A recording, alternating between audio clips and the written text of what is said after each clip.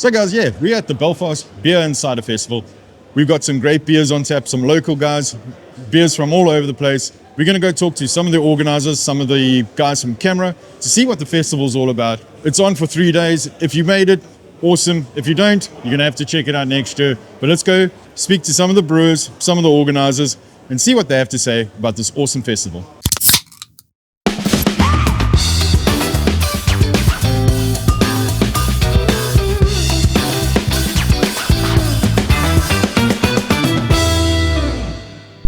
Hey guys, we are joined here by Ruth, who is the campaign director, The director for CAMRA in Northern Ireland. The director of CAMRA for Northern Ireland. Ruth, tell us a little bit about CAMRA.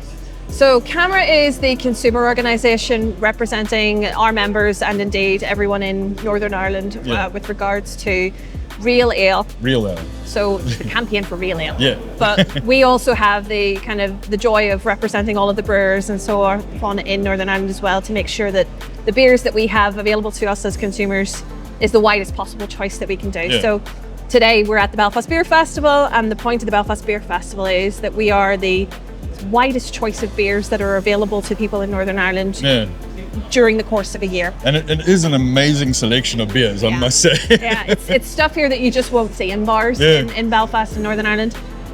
Just down to the nature of how pubs work here, what people's normal tastes are, just because that's what has been available for how many years it has been. Yeah.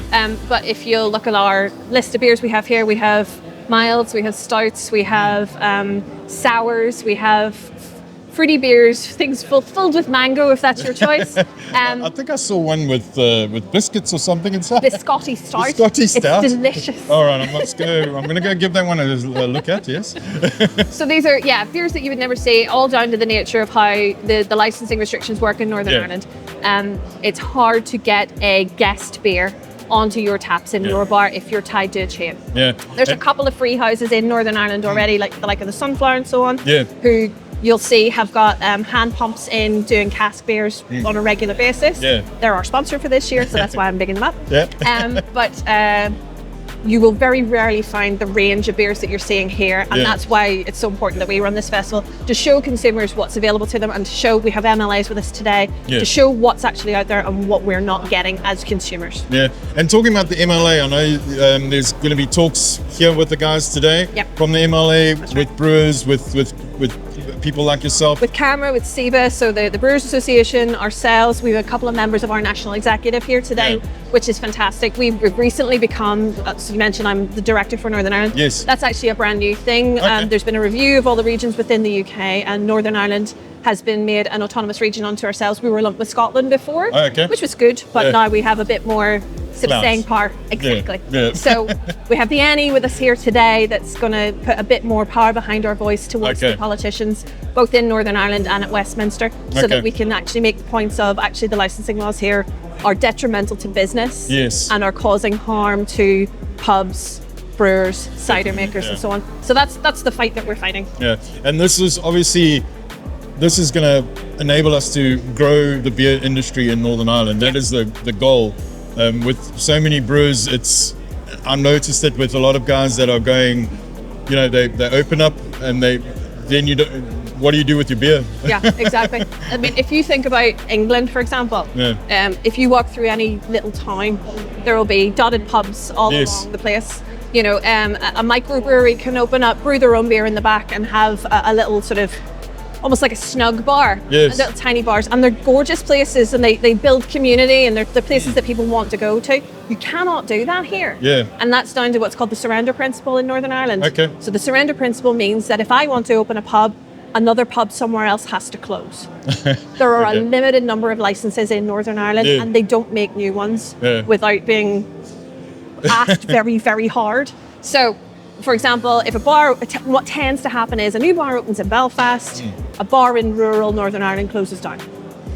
And that is really, really bad for those communities, and we're trying to make that stop. And again, it's not just about beer, it's about families, it's about people getting work, jobs, the growth that could potentially happen is not there. Exactly. Now, we're not sort of blind to the problems around this. The surrender principle has meant that there is an industry based on how much the license costs. So there is a another issue there for publicans who have already bought their licenses. Yeah. You can't just go, right, we're not doing that anymore, because you'll bankrupt a load of people. So we're not sort of saying, just make this stop. There has to be a process. It has to go through government. Definitely. And it has to be dealt with correctly. Otherwise, we're going to alienate a lot of people. We're going to close a lot more pubs, and that's not what we want. We want to be there for pubs, for brewers, and for consumers. Everybody loves beer. Everybody loves beer. And cider. And cider, don't forget cider. And I mean, opening it up and having more avenues is creating more work, more streams. And you know, we can highlight a lot of Northern Irish and some fantastic beers that we have in Northern Ireland. The number of breweries that have opened just in the past 10 years, the competition that has created, the camaraderie that has created, the little communities. I mean, I don't know if you've seen before, but like, you see the same faces at these festivals. There's a community that has developed there as a result of this that wouldn't have been there before. And tap rooms do that. Yes. Brewery clubs do that. Organizations like CAMRA do that, that people come together through their love of something, which is really tasty beers. You know, we're not here just to go and sit and drink and go, hey, what a great day. We're here to enjoy a product that people take care and love to make. And we want to show that appreciation for it. Well, the pub means public house. Yeah. It's a third space. Bring back the third space. Yeah. And then CAMRA itself, somebody looking to join, wanting to be more involved in it, where do they go? Joincamera.org.uk. Okay. Or come to our website, Belfast Beer Festival website. You'll find links all the way through there. CAMRA in Northern Ireland, there's a growing number of us, and the more voices that we have, the more we can push that message forward. You'll see us on Instagram, you'll see us on TikTok, I know. You'll see us on, we're trying. TikTok, No dancing yet. No, you'll see us on TikTok, you'll see us on Twitter, X, whatever. You'll see us on Facebook, all of the normal places. Great. And yeah, just reach out, let us know, joincamera.org. If you join at the festival, you'll get 2 free pints. Oh, there you go. Come down to the festival. Come down, otherwise, the benefits are you get, 50p off vouchers for Wetherspoons and for the Dog and Duck in Lisbon, which is our pub of the year this year, which is over in the west, which is the furthest west that you can get cask beer in Europe. All right. Well, that's a fantastic bar, but anyway. So yes, joincamera.org.uk, and we'd love to have you there. Yeah, awesome. Thank you very much, Ruth. Thank you so much. And guys, join CAMRA.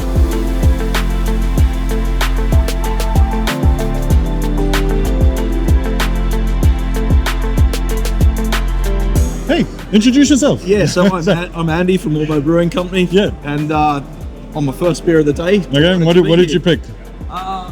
Guru Itty. Okay. Yeah, so a pale ale, New Zealand pale ale. So I'd give that a go. Yeah, I like one to start with, And what are you hoping to see here today? I'm hoping to see a lot of people. It has been on for 5 years, so it's great that this event's on again. We've missed it for sure. A new location, great location, loads of great beers here, and meeting people as well. There's some good events on as well, and roundtable with the MLAs about the licensing law, so I'm really keen to see how that goes. Where that's going, and use this event as a bit of leverage to get some positive change. Yeah, definitely. Hi, I'm Chris. I'm the founder of Modest Beer Brewing Company in Hamilton. All right, great stuff. And have you tried any beers yet? I haven't. We're here with a SIBA meeting. We've got about half an hour before we go into another meeting at 3 o'clock. Okay. So after that, first beer will be had. Yeah. And what are you hoping to try out on the taps over here? Oh man, I don't even know. Opposite choice here. I don't know. Whatever. It's first in my mind. But there's so much good beer here. Yeah. Some fantastic beers there. Guys from Charles Farm are recommending Garden Green Hop Harlequin beer. So I might go that way. Yeah. And you got beers on tap, yeah? We've 3 keg products on, yes. We've a lager, an IPA, and a pale ale. And the back bar though. All right, awesome. Thank you very much, Chris. Cheers. Cheers. Hello, I'm Stephen Barr from Top and Pour. I not normally used to be in front of a camera, so this is quite funny for me. And then, have you tried any beers yet?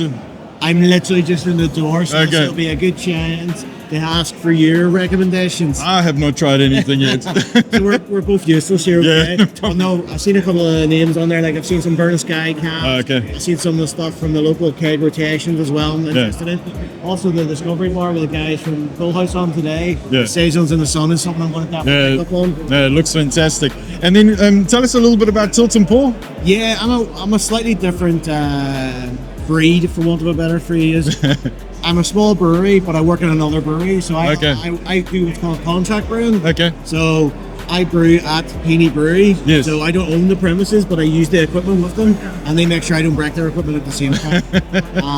But basically, we work in a partnership together to ensure we can grow. So I've been doing that for a couple of years. Okay. I've got about 5 beers on the market. You normally would see the Hellas primarily, just released straight from the start. Here's the IPA Ride 07 from yourselves. Yeah. And a wee bit of Ariana hop as well too, and it's fine at the minute. Oh, it sounds awesome, yeah. At the festival this weekend, we have our extra pale ale, the Game Over Retry. Okay. And what I would call my summer lager, Simcoe Hopfen Lager. Okay. So it's American punch Simcoe all the way through, but a nice lager bite at the end. And I know your website's got some awesome information about. Yeah, I'm a big geek. I love data, so I try to manage as much as possible. So like working with the guys here at SIBA as well, Society for Independent Brewers. I have a list of all these independent breweries. I have something similar to Northern Ireland. Yeah. And it kind of is a resource for people to use. So check it out. tiltonport.com. Tiltonport.com. Okay. Yeah. Tiltonport.com. Check it out. You can find out a lot more about the Northern Irish breweries. Hi there, my name's Andy Ruth. I'm the owner and brewer of Ruth Brothers Brewing, based back in Stroke City, over the Glen Shane there.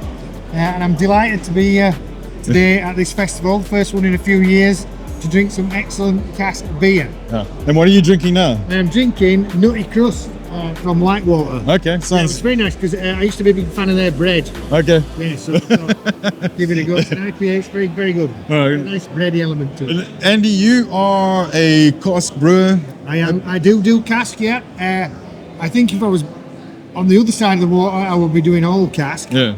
However, it has a limited appeal or limited market in Northern Ireland at the moment. All right. So hopefully that'll change, and I'm definitely keen to push cask and try and change people's perception. And what do you love about cask? I just love it. The style of it, the flavour, it's less carbonated. It's a natural product, live product. The flavour, the way it's served through a beer engine, changes the whole dynamic profile of the beer. Yeah. It's just a different drink, and I think for us, especially in my drinking days, we're going back into the north of England in the mid to late 80s. Yeah. It was all pretty much cask. Cask was a much bigger thing, so it's what we were brought up with. Yeah. So, and I think so it has a kind of romantic element. All right, great stuff.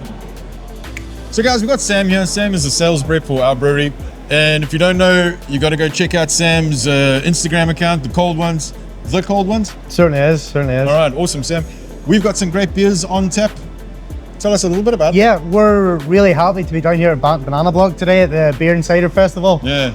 We have our once in a lifetime oatmeal stout. We have our crunch brown ale, both on cask. Okay. And that's really exciting for me because I haven't tried either of those beers on cask yet. So I can't wait to get a couple of sips of them. Yeah. We have our prime time of your life as well. Yeah. Our Belgian triple is going to be on keg. Okay. The kegs are much more rotatable. Yeah. So it's not on quite right now, but it could be on later on in the day. But as I say, the two casks that are on in the minute, I'm really excited to try them. Yeah, no, me too. And I know, like you were saying about the rotating casks, that's one thing you got to know about these sort of festivals. There's limited spaces to actually put beers on. So if you get you on the Saturday, it's going to be completely different to when you're on here on the Friday. Yeah. And you're going to be tasting some freaking awesome beers. That's all I can say. Definitely. Yeah, as I say, get down here. So it's 1 o'clock on the Friday, and like you can tell, it's buzzing already. It's going to get busier. Yeah. The beers are going to start flying out. Yeah. So I would advise you to get down here to try some very special beers on cask and on keg. And I think tomorrow it's going to be just like humming in here with the amount of beers and the choices that you're going to get. It's going to be fantastic. The choices not only from the UK, from Ireland, it is insanely populated with awesome beers. Yeah. I can't stress enough. I want to go over and get a couple of tastes here myself, to be honest. I think we're both going to be there. Yeah, we are. So guys, again, if you miss this festival, you're going to have to come down another time. But, you know, these festivals are awesome. You're going to get some awesome beers, great selection. You've got plenty of things to try out. And you will definitely find some beers that you love. So it's worthwhile coming down. Hey guys, we're joined by Simon. He is the organizer of this awesome event. Simon, tell us a little bit about the Belfast Beer and Cider Festival. So it's an event that CAMRA have been running for about this is the 20th event. We've been running for about 30 years on and on. Previously, we've been doing it in a different venue, but we've just moved to this lovely new venue. Yeah, it's great. It's a really lovely place. Yeah. It is traditionally it's been a cask beer event, but we're now a cask and keg beer event. Yeah. We try and represent a good range of both local brewers and brewers from across the UK and Ireland. And talking about cask and keg, what is the differences, basic differences between cask and what everybody knows it's getting a draft beer? Yeah, I mean, technically at the background, it's